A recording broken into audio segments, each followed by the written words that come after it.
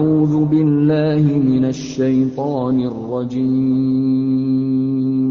بسم الله الرحمن الرحيم. Nah, bagus. Ini belum disuruh tepuk tangan saja sudah tepuk tangan ya. Nah, doa nggak boleh amin nak ya. Doa jawabnya alhamdulillah. Kalau amin nggak akan dikasih oleh Allah. Mengapa? Karena tidak percaya kepada Allah amin itu. Apa makna amin? Moga-moga. Lu kepada Allah kok moga-moga? Kalau pada bapakmu baru moga-moga. Moga-moga dikasih uang tambah. Mengapa moga-moga? Karena bapakmu kadang-kadang Senin Kemis. Senin ada duit, Kemis juga tidak ada duit gitu kan. Makanya moga-moga surat ini dibalas. Tapi kalau kepada Allah, alhamdulillah, pasti kamu dijawab. Oh, Syekh ini kok bisa-bisa aja? Bukan, kata Allah itu. Jadi kalau nggak mau alhamdulillah, amin saja ya terserah, nggak dijawab.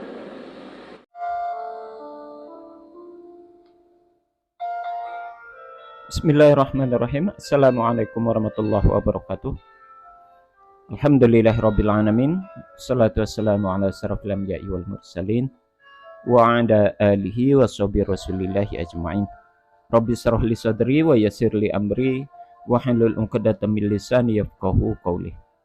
Saudara sekalian, barusan saja kita menyaksikan dan menyimak sebuah pelajaran yang disampaikan oleh Panji Gumilang kepada para santrinya berkaitan dengan ucapan amin setelah memanjatkan doa. Jelas tadi kita saksikan bahwasannya Panji Gumilang mengajarkan tidak boleh mengucapkan kalimat amin setelah orang melaksanakan ataupun telah memanjatkan doa kepada Allah Subhanahu wa taala.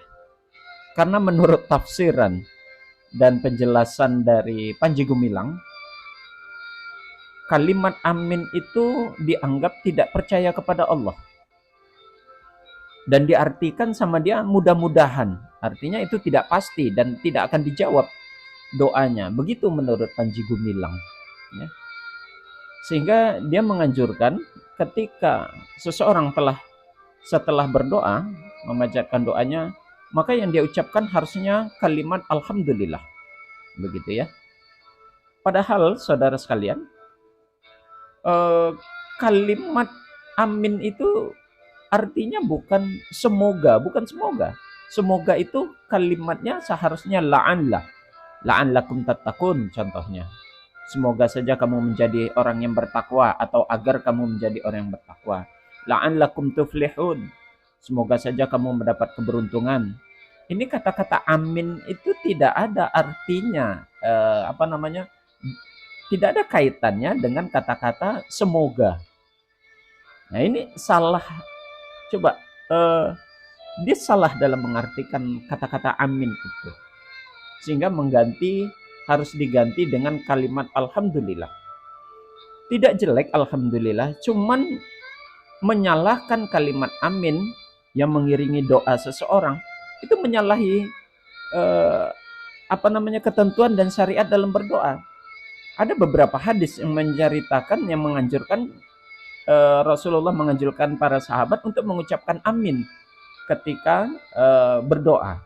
Ya, salah satunya nanti di dalam sholat itu membaca Al-Fatihah begitu. Namun sebelum saya jelaskan hadisnya saudara sekalian, sama-sama kita dengarkan terlebih dahulu penjelasan kata-kata amin itu oleh salah seorang ulama kita, yakni Ustadz Abdul Somad. Bagaimana beliau menjelaskan, merincikan apa kata-kata amin yang mana yang lebih tepat dan apa masing-masing dari kalimat amin itu mengandung arti seperti apa. Benarkah kalimat amin itu mengandung arti semoga? Ya. Jadi seolah-olah tidak percaya kepada Allah, itu kata Panji Gumilang. Benarkah artinya demikian? Berikut sama-sama kita simak terlebih dahulu penjelasan dari Ustadz Abdul Somad, saudara. Yang benarnya amin atau amin? Amin, percayalah. Amin, percayalah. Amin, jujur. Muhammad itu bergelar Al-Amin, jujur. Amin, berilah jaminan. Amin, amana yu'aminu, amin, jaminlah. Amin, amankanlah. Lalu yang betul itu mana? Amin, kabulkanlah. Ihdinas siratal mustaqim, tunjukkan kami jalan yang lurus. Siratal ladzina an'amta alaihim, jalan yang kau berikan kepada empat. Minan nabiyyin was-siddiqin wasyuhada was-salihin, ghairil maghdubi alaihim, bukan jalan Yahudi, waladdallin, bukan jalan Nasrani. Amin, kabulkanlah ya Allah. Amin. Itu yang betul.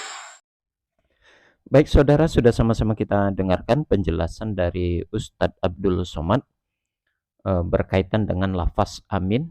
Terdapat 5 macam bentuk ucapan, bentuk pelafasan daripada kata-kata amin itu. Secara umum kalau kita saksikan tadi, tidak satu pun dari lafaz itu yang diucapkan oleh Ustadz Abdul Somad, yang dijelaskan oleh Ustadz Abdul Somad itu, tidak satu pun ada maknanya mengacu kepada kalimat mudah-mudahan. Tidak ada. Apalagi memberikan arti ataupun makna kepada ketidakpercayaan terhadap Allah, itu tidak ada. Ya. Lafaz yang pertama dijelaskan oleh Ustadz Abdul Somad, kalimatnya amin, artinya percaya.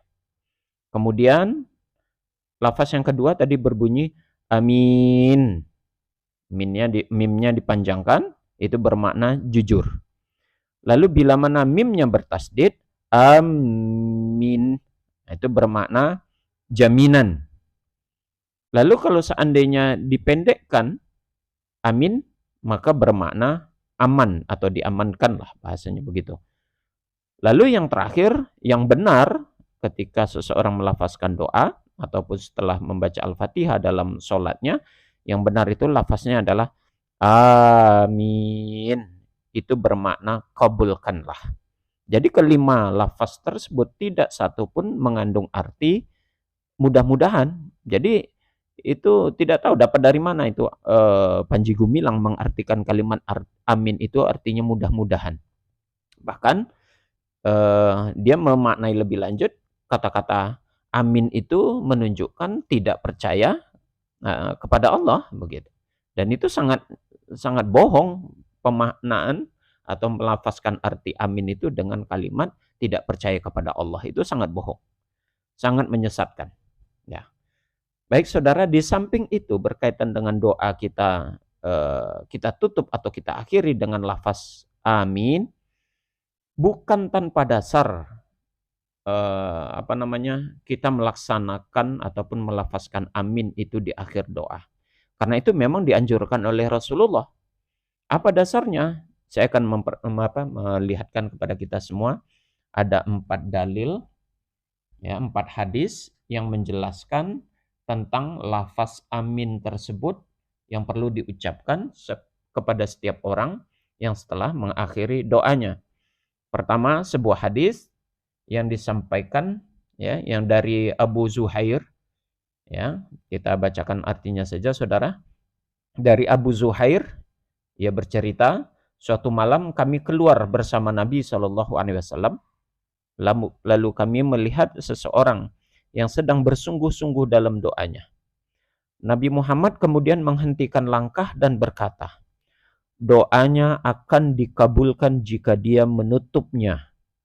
Seseorang kemudian bertanya kepada Nabi Muhammad, dengan apa ia menutupnya? Lalu Nabi menjawab, dengan amin. Karena jika ia menutupnya dengan amin, maka doanya akan dikabulkan. Nah, itu jawab Rasulullah. Jadi justru kalimat amin itulah sebagai pengkabul atau mengijabah daripada doa orang-orang yang berdoa kepada Allah. Kita lanjutkan hadis ini. Orang yang bertanya tersebut segera pergi dan menemui orang yang bersungguh-sungguh itu dalam doanya tadi. Lalu ia berkata, wahai fulan, tutuplah doamu dengan amin dan bergembiralah. Nah, jadi ajaran yang disampaikan oleh Rasulullah dengan kalimat amin tersebut disampaikan oleh sahabat kepada orang yang berdoa tadi. Nah, hadis ini terdapat dalam Sunan Abu Daud, ya, hadis nomor 938. Kedudukan hadis ini hasan menurut Imam Jalaluddin As-Suyuti. Itu hadis pertama. Kita lihat saudara, dalil yang kedua, hadis yang disampaikan oleh Jabir radhiyallahu anhu, bahwasanya dalam satu riwayat Rasulullah itu pernah ketika naik mimbar, ketika beliau akan berkhutbah, beliau naik mimbar, ada 3 tangga yang beliau naiki untuk menaiki mimbar tersebut. Lalu di setiap tangga itu Rasulullah mengucapkan amin. Di tangga pertama, Rasulullah tiba-tiba mengeluarkan kalimat amin. Kemudian di tangga berikutnya, yang kedua juga demikian. Kata-katanya amin. Di tangga yang ketiga juga mengeluarkan lafaz amin. Dan didengarkan oleh para sahabat. Lalu ada yang bertanya, ada apakah gerangan ya Rasulullah sehingga engkau mengucapkan kalimat amin sampai 3 kali? Maka Rasulullah menjawab, aku mengaminkan, aku menaiki anak tangga, Jibril datang kepadaku, sehingga Jibril berdoa. Ada 3 doa yang disampaikan oleh Jibril saat itu. Di anak tangga pertama, doanya Jibril waktu itu, celakalah seorang hamba yang mendapati bulan Ramadan, namun dosanya tidak diampuni. Maka Rasulullah menjawabnya dengan amin. Kemudian ketika Rasulullah menaiki tangga yang kedua, Jibril juga berdoa kembali, celakalah seorang hamba jika mendapati kedua atau salah satu orang tuanya masih hidup, namun keberadaan kedua orang tuanya tidak membuatnya masuk ke dalam surga. Lalu Rasulullah menjawab, amin. Dan yang ketiga, ketika Rasulullah naik anak tangga yang ketiga, Jibril kembali berdoa, celakalah seorang hamba jika namamu disebut di depannya, dia tidak berselawat untukmu. Maka Nabi Muhammad kembali mengatakan, melafazkan amin. Kita lihat dalil berikutnya. Nah, ini ketika di dalam seseorang sholat berjamaah dan imam melafazkan kalimat ghairil maghdu yang terdapat di dalam akhir surat Al-Fatihah. Kata Rasulullah dalam hadisnya, idza qala imamu ghairil maghdubi 'alaihim waladdallin, maksudnya Al-Fatihah, faqulu amin. Fa innahu man wafaqa qauluhu qaulal malaikati ghufira lahu ma taqaddama min dzambih. Jika imam membaca ghairil maghdubi 'alaihim waladdallin, maka ucapkanlah amin. Karena siapa saja yang mengucapkan amin bersamaan dengan ucapan aminnya malaikat, maka dosanya yang lalu akan terampuni. Hadis diriwayatkan Bukhari di hadis nomor 782. Sedangkan di riwayat Muslim itu hadis ini pada posisi 410 nomornya. Kemudian di dalam jalur lain, hadis yang diriwayatkan oleh An-Nasai, lafaznya mirip dengan hadis yang sebelumnya. Idza qala imamul ghairil maghdubi 'alaihim waladdallin, Al-Fatihah, faqulu amin, fa innal malaikati taqulu amin. Wa innal imamul yaqulu amin, faman wafaqa ta'minuhu ta'minal malaikati ta'mina malaikata ghufira lahu ma taqaddama min dzambih. Apabila imam mengucapkan ghairil maghdubi 'alaihim waladdallin, bukan orang-orang yang dimurkai dan bukan orang-orang yang sesat, ucapkanlah amin. Karena para malaikat juga mengucapkan amin. Juga imam mengucapkan amin. Maka barang siapa mengucapkan amin bersamaan dengan bacaan aminnya para malaikat, dosanya yang lalu akan diampuni. Hadis diriwayatkan oleh An-Nasai, hadis nomor 927, dinilai sahih oleh Imam Syekh Albani. Jadi saudara sekalian, berdasarkan 4 hadis ini, lalu penjelasan dari Ustadz Abdul Somad, menunjukkan bahwasanya setiap orang setelah selesai melafazkan atau memanjatkan doa, maka dianjurkan, disyariatkan untuk mengucapkan kalimat amin sebagai tanda atau sebagai pengikat doa, dan sekaligus dengan pelafazan amin itu Allah akan mengkabulkan, Allah akan memenuhi doa yang dia panjatkan. Jadi apa yang disampaikan oleh Panji Gumilang itu tidak benar adanya. Mengatakan kalimat amin itu bermakna mudah-mudahan, bahkan dia mengatakan orang yang melafazkan kalimat amin itu tidak percaya kepada Allah. Itu sangat munkar, perkataannya itu tidak berdasar dan menyesatkan. Nah, hal ini yang perlu kita pahami. Semoga yang sedikit ini bermanfaat. Kita akhiri dengan lafaz kafaratul majlis. Subhanakallahumma wa bihamdik, asyhadu an la ilaha illa anta, astaghfiruka wa atubu ilaih. Assalamualaikum warahmatullahi wabarakatuh.